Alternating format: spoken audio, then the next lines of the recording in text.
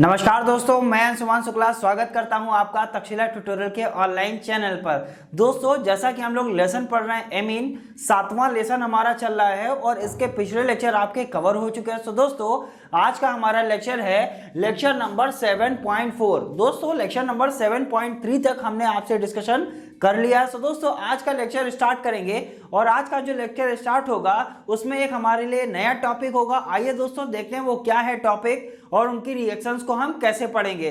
सो दोस्तों, हमारा टॉपिक है नाइट्रोबेंजीन। क्या टॉपिक है? नाइट्रोबेंजीन। नाइट्रो का मतलब क्या होता है? हमने बताया था सर, नाइट्रो ग्रुप क्या होता है? NO2 होता है और बेंजीन का मतलब C6H6 होता है। अब इसका मतलब अगर नाइट्रोबेंजीन बोला गया है तो बेंजीन से आपको एक हाइड्रोजन को हटाना है और वहां पर आप क्या लगा देंगे? नाइट्रो लगा देंगे, तो वो क्या हो जाएगा? नाइट्रोबेंजीन हो जाएगा। आइए दोस्तों, पहले इसका फॉर्मूला लिखते हैं। तो यहां पर हमने अभी आपसे बताया कि बेंजीन का फॉर्मूला होता है C6H6 और नाइट्रो का फॉर्मूला क्या होता है? NO2। यही तो होता है। अब हमने कहा सर नाइट्रोबेंजीन, जब नाइट्रोबेंजीन की हम बात करते हैं तो जाहिर सी बात है सर, यहां से हम एक हाइड्रोजन को हटाएंगे और इसके साथ में NO2 को लगा देंगे, तो ये क्या कहलाएगा? आपका नाइट्रोबेंजीन कहलाएगा। क्या कहलाएगा? नाइट्रोबेंजीन कहलाएगा। अब हमने इसका फॉर्मूला तो समझ लिया, बात करते हैं इसके बनाने की विधि पर। क्या होती है बनाने की विधि? सबसे पहली विधि हमने यहाँ पर लिखी है प्रयोगशाला विधि। सिंगल विधि है, इंपॉर्टेंट है, ध्यान रखिएगा। प्रयोगशाला विधि क्या है? सिंपल सी बात है, आपने कैसे, ये डायरेक्ट तो NO2 लग नहीं गया, कहां से लगा होगा? तो जाहिर सी बात है सर, इसको बोलते हैं बेंजीन। क्या बोलते हैं? C6H6 का मतलब क्या होता है? बेंजीन। किसके साथ रिएक्शन कर रहा है? HNO3। हमने HNO2 का कई जगह यूज किया और वहां पर हमने बताया था इसे क्या कहते हैं? नाइट्रस अम्ल कहते हैं। क्या कहते हैं? नाइट्रस अम्ल कहते हैं। और HNO3 यहां पर हमने यूज किया है, इसको बोलते हैं नाइट्रिक अम्ल। क्या बोलते हैं? नाइट्रिक अम्ल। यानी बेंजीन जब नाइट्रिक एसिड के साथ रिएक्शन करता है तो आपको क्या देगा? नाइट्रोबेंजीन देता है और वाटर देता है। आइए दोस्तों देखते हैं कैसे नाइट्रोबेंजीन देगा। सिंपल सी बात है, इसको हम कैसे लिख सकते हैं? इसको हम NO2 और OH लिख सकते हैं कि नहीं? ऑक्सीजन कितना है? 3 ऑक्सीजन है, बिल्कुल 3 ऑक्सीजन है। 2 ऑक्सीजन यहाँ, 1 ऑक्सीजन यहाँ। एक हाइड्रोजन है, 1 हाइड्रोजन ले लिया। 1 नाइट्रोजन है, 1 नाइट्रोजन ले लिया। अब ये वाला OH है और इससे क्या होगा सर? यहाँ पर C6H5 इंटू H लिख सकते हैं, बिल्कुल। आप H6 लिखिए या आप इस तरीके से भी लिख सकते हैं। अब ये वाला हाइड्रोजन इस वाले OH से क्या कर लेगा? रिएक्शन कर लेगा और वाटर के रूप में क्या हो जाएगा? बाहर हो जाएगा और आपको क्या मिल जाएगा सर? नाइट्रोबेंजीन आपको प्राप्त हो जाएगी। इसका नाम क्या हो जाएगा? यहां पर क्या लिख सकते हैं इसको? नाइट्रोबेंजीन। अब दोस्तों, यहां से हमने ये देखा कि नाइट्रोबेंजीन को आखिरकार कैसे बनाया जाएगा। हमें क्या पता चला सर? बेंजीन लेना है, नाइट्रिक अम्ल लेना है। सर नाइट्रिक अम्ल का OH और बेंजीन का एक हाइड्रोजन आपस में रिएक्शन करके क्या बना देंगे? वाटर बना देंगे और हमें क्या मिल जाएगा? नाइट्रोबेंजीन प्राप्त हो जाएगा। अब बात करते हैं सर, कोई भी चीज जब प्राप्त कर लेते हैं तो हम क्या पढ़ते हैं? भौतिक गुण। उसके बाद क्या पढ़ते हैं? रासायनिक गुण। सो बढ़ते हैं भौतिक गुण की तरफ। भौतिक गुण क्या लिखा है? इसमें विशेष प्रकार की गंध होती है, यानी इसमें गंध होती है, ये गंधहीन नहीं होता है। यानी इसमें हम क्या बोल सकते हैं सर? ये गंधहीन नहीं होता है, बल्कि इसमें क्या होती है? गंध होती है। नेक्स्ट, ये क्या होती है? तेल जैसा द्रव होती है। जैसा तेल होता है, तेल भी क्या है? एक तरीके का आपका लिक्विड है। तो इसी प्रकार से जो नाइट्रोबेंजीन होती है वो भी तेल जैसी होती है, लेकिन क्या होती है? लिक्विड होती है। नेक्स्ट पॉइंट, जल में अविलेय। यानी जो नाइट्रोबेंजीन होती है वो जल में घुलनशील नहीं होती है, बल्कि जल में अविलेय होती है। या हम क्या बोल सकते हैं? ये सर जल में अविलेय है। नेक्स्ट पॉइंट हम बात करते हैं सर, नाइट्रोबेंजीन को बनाया, उसके भौतिक गुण हमने पढ़े। अब बढ़ते हैं रासायनिक गुणों की तरफ। सो पहला रासायनिक गुण, जब भी हम किसी चीज के रासायनिक गुण पढ़ते हैं तो सबसे पहले उसको पार्टिसिपेट करना बहुत ही आवश्यक होता है। तो यहां पर हमने क्या लिया? नाइट्रोबेंजीन। और हमने कई बार आपसे बोला हुआ है सर, जब हाइड्रोजन के साथ कोई रिएक्शन करता है तो इसका मतलब वहां पर कौन सी अभिक्रिया हो रही होगी? अपचयन अभिक्रिया। और किसकी उपस्थिति में होगा? SN और HCl अम्ल की उपस्थिति में यहां पर क्या होगा? नाइट्रोबेंजीन का अपचयन होगा। जब अपचयन होता है तो आपको क्या मिलता है? इसका नाम सभी को पता होगा, C6H5NH2। क्या बोलते हैं?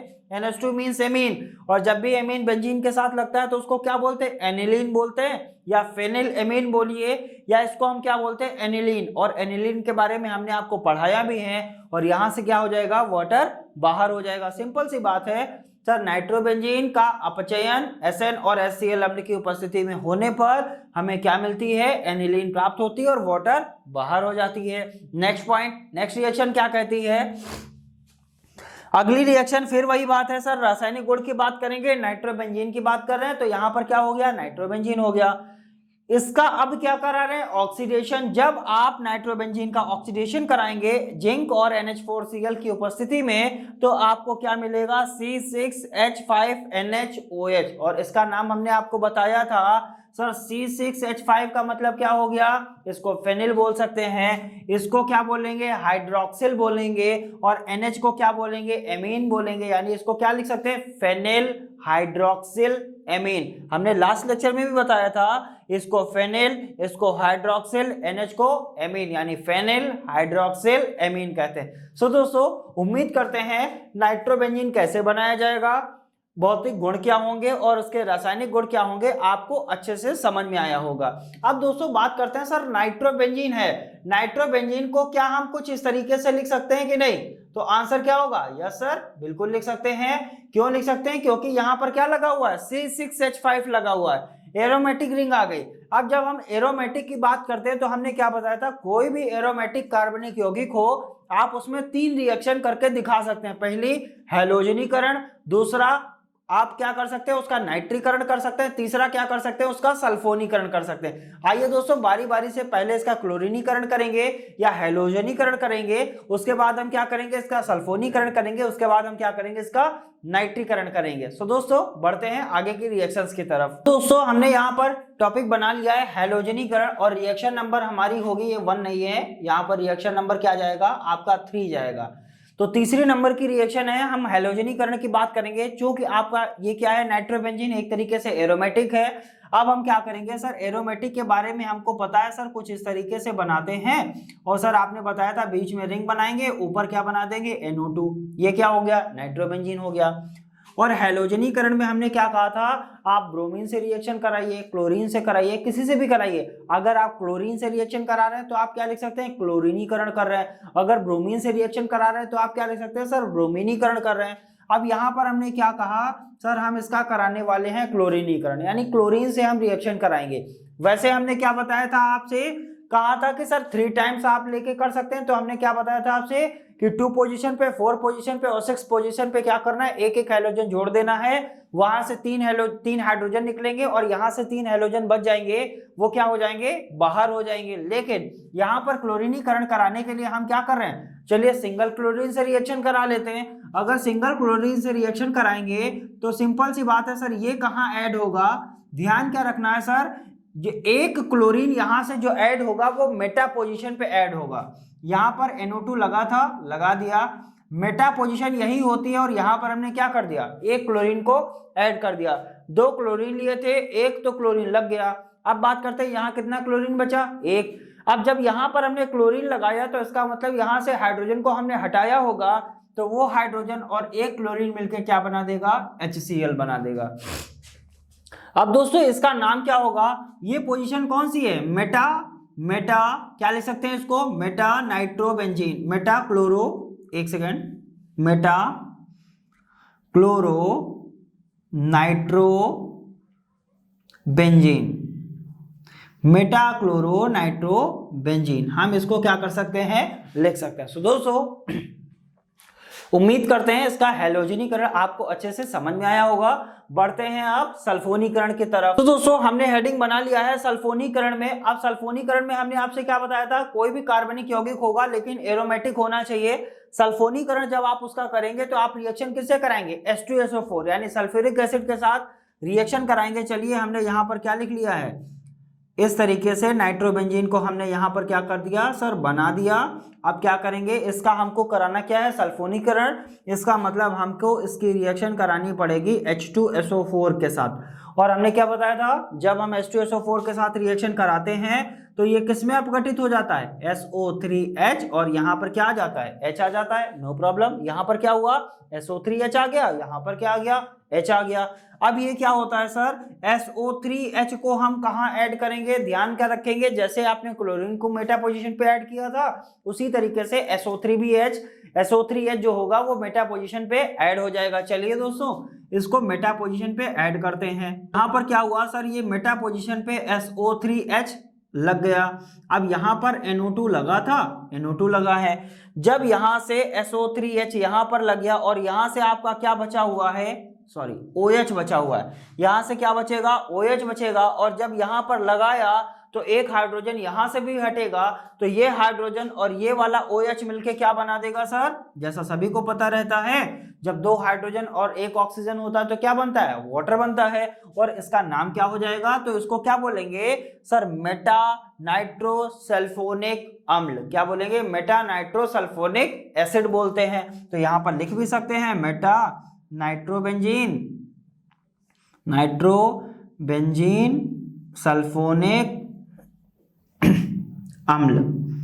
तो इसका नाम क्या हो गया, मेटा नाइट्रोबेंजीन सल्फोनिक एसिड। अब हमने इस तरीके से ये देखा, पहले हैलोजनीकरण कैसे किया जाएगा, फिर सल्फोनीकरण कैसे किया जाएगा। अब बात करते हैं नाइट्रीकरण की। आइए दोस्तों इन रिएक्शंस को हटाते हैं और बढ़ते हैं नाइट्रीकरण की तरफ। सो दोस्तों बात करते हैं नाइट्रीकरण की। अभी तक हमने हैलोजनीकरण और सल्फोनीकरण देखा हुआ, अब हम बात करेंगे नाइट्रीकरण की। और नाइट्रीकरण में भी हमने आपको यह बताया हुआ था कि हम किससे रिएक्शन कराते हैं, HNO3 यानी नाइट्रिक एसिड के साथ हम क्या करेंगे, कार्बनिक यौगिक की रिएक्शन कराएंगे और हमको क्या मिल जाएगा।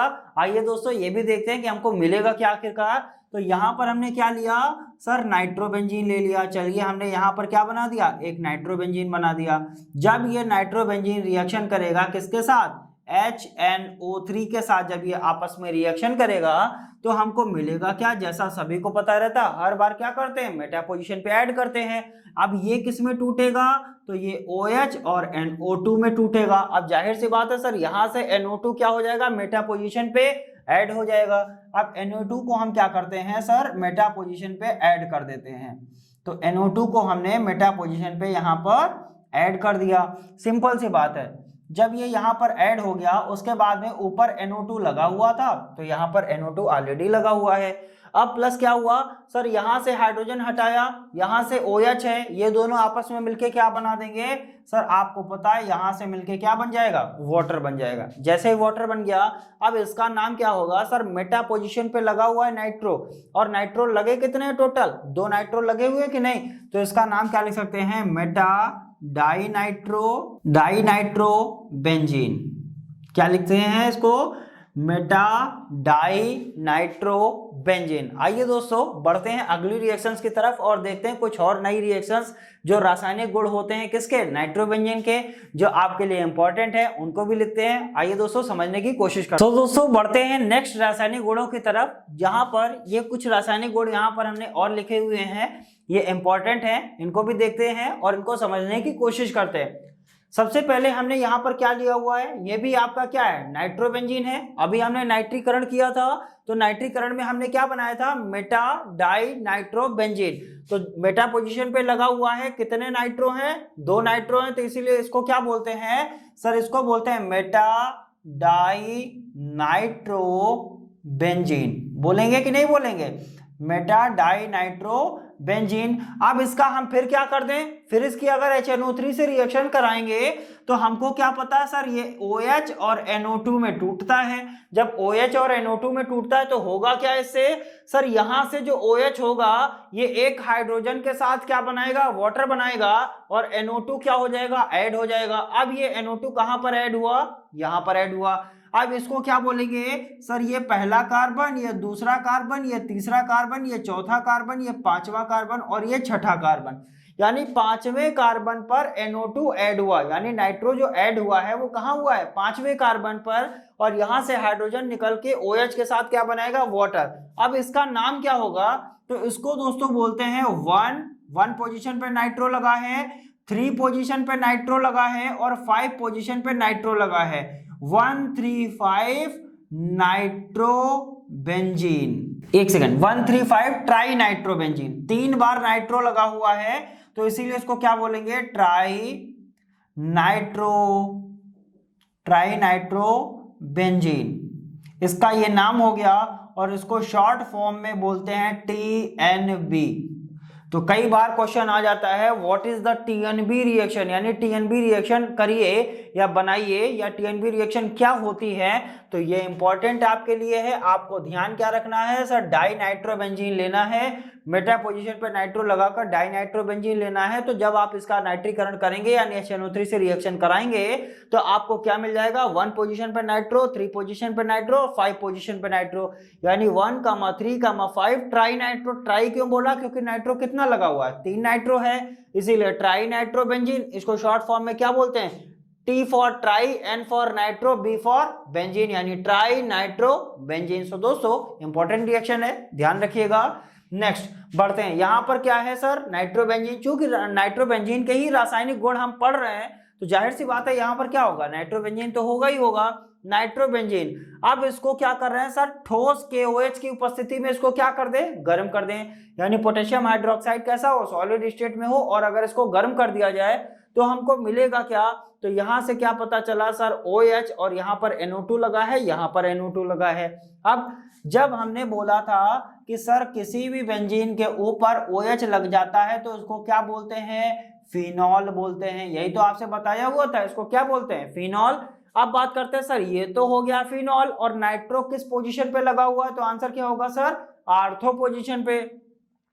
तो इसीलिए इसको क्या लिखा, आर्थो नाइट्रोफिनॉल। क्या मिला हमको, आर्थो पोजीशन पे नाइट्रो लगा हुआ मिला और फिनॉल है, फिनॉल में लगा हुआ है। इसी प्रकार यहां पर नाइट्रो कहां पर लगा हुआ है, पैरा पोजीशन पे, तो इसका नाम क्या होगा सर, पैरा नाइट्रोफिनॉल। बढ़ते हैं अगली रिएक्शन की तरफ। सो दोस्तों हमारी अगली रिएक्शन है, ये भी क्या है, नाइट्रोबेंजीन है। जब नाइट्रोबेंजीन दुर्बल अम्लीय माध्यम में इसका क्या कराते हैं, वैद्युत अपघटन, सिंगल रिएक्शन है। जब आप नाइट्रोबेंजीन का दुर्बल अम्लीय माध्यम में वैद्युत अपघटन कराते हैं, और वैद्युत अपघटन क्या होता है जब हम आगे के लेसन पढ़ेंगे वैद्युत रसायन और पृष्ठ रसायन, तो वहां पर आपको चीजें क्लियर हो जाएंगी।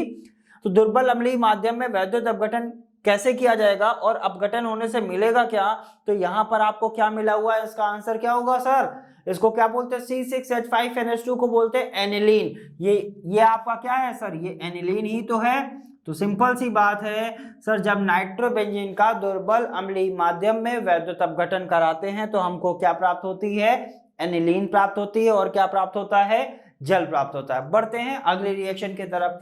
दोस्तों अगली रिएक्शन क्या है, नाइट्रोबेंजीन है, हाइड्रोजन आ गया, हाइड्रोजन का मतलब क्या होगा, यहाँ पर अपचयन होगा, किसकी उपस्थिति में होगा, जिंक और NaOH की उपस्थिति में होगा। नाइट्रोबेंजीन का जब अपचयन होता है जिंक और NaOH की उपस्थिति में, तो यहां से आपको एक कंपाउंड मिलता है, इसका नाम क्या है, हाइड्रेजोबेंजीन। क्या बोलते हैं इसको, हाइड्रेजोबेंजीन। C6H5NH, क्या लिखा हुआ है, C6H5NH, और 4 टाइम्स ऑफ H2O बाहर मिल जाएगा आपको। यहां से क्या मिला आपको, हाइड्रेजोबेंजीन। इसका नाम ध्यान रखिएगा, क्या होता है सर, जब नाइट्रोबेंजीन का 10 टाइम्स ऑफ हाइड्रोजन के साथ अपचयन किया जाता है, किसकी उपस्थिति में, जिंक और NaOH की उपस्थिति में, तो बेंजीन हाइड्रेजोबेंजीन मिलता है या हाइड्रेजोबेंजीन प्राप्त होता है। सो दोस्तों इन रिएक्शंस को आप ध्यान रखेंगे। बढ़ते हैं हम अगले टॉपिक की तरफ। दोस्तों बात करते हैं हमारा अगला टॉपिक, जो हमारा टॉपिक क्या है, एल्किल साइनाइड। एल्किल मतलब R, साइनाइड मतलब Cn। कई बार बोला है एल्किल मतलब R, साइनाइड मतलब Cn। अगर आइसोसाइनाइड की बात करते हैं तो वो N पहले आ जाता है, C बाद में चला जाता है। सो दोस्तों एल्किल साइनाइड का मतलब हो गया सर RCN। अब बात करते हैं सर ये बनेगा कैसे, इसकी बनाने की विधि देखेंगे, फिर इसके भौतिक गुण देखेंगे, उसके बाद हम बात करेंगे रासायनिक गुणों की। सो दोस्तों पहला आपका बनाने की विधि क्या है, RCONH2। CONH2 ग्रुप कौन सा होता है, एमाइड होता है कि नहीं होता है, बिल्कुल एमाइड होता है। किसके साथ लगा हुआ सर, एल्किल ग्रुप के साथ एमाइड लगा होता है। और फास्फोरस पेंटा ऑक्साइड, इसका नाम क्या होगा, P फॉर फास्फोरस, 5 को क्या बोलते हैं पेंटा, O को क्या बोलते हैं ऑक्साइड, यानी फास्फोरस पेंटा ऑक्साइड। ये आपका RCONH2 फास्फोरस पेंटा ऑक्साइड की उपस्थिति में क्या करेगा, रिएक्शन करेगा, और रिएक्शन करके आपको क्या बना के देगा सर, एल्किल साइनाइड बना कर देगा।